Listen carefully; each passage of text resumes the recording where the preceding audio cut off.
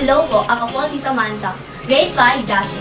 Ipapakita ko po sa inyo ang hakbang sa pag-aalis ng ink sa damit. Una, ihanda ang mga kagamitan sa paglalaba. Sabon, langgana, hanger, at damit na may mantsa. Maglagay ng sabon sa langgana at lagyan ng tubig.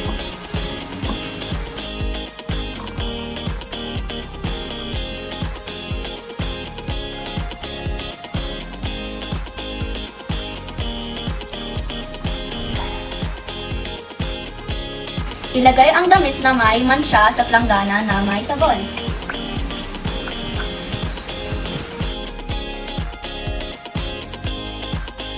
Ibabad muna ang damit na may mansya ng ilang minuto.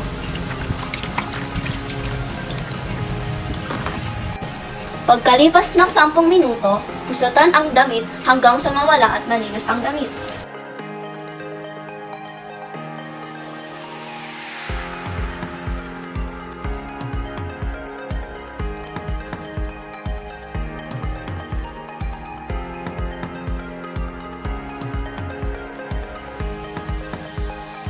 Alawan ng mabuti ang damit hanggang sa mawala ang sabon.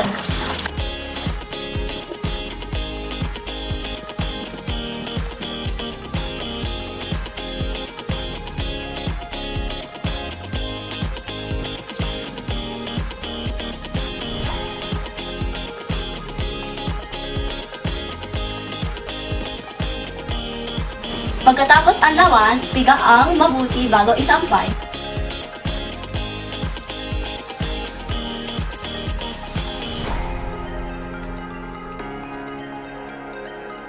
Antayin magtuyo ang damit at pag ito ay tuyo na, tiklopin at iligpit sa kabinet. At dito po magtatapos ang hakbang sa pag-aalis ng mantsa. Maraming salamat po. Bye!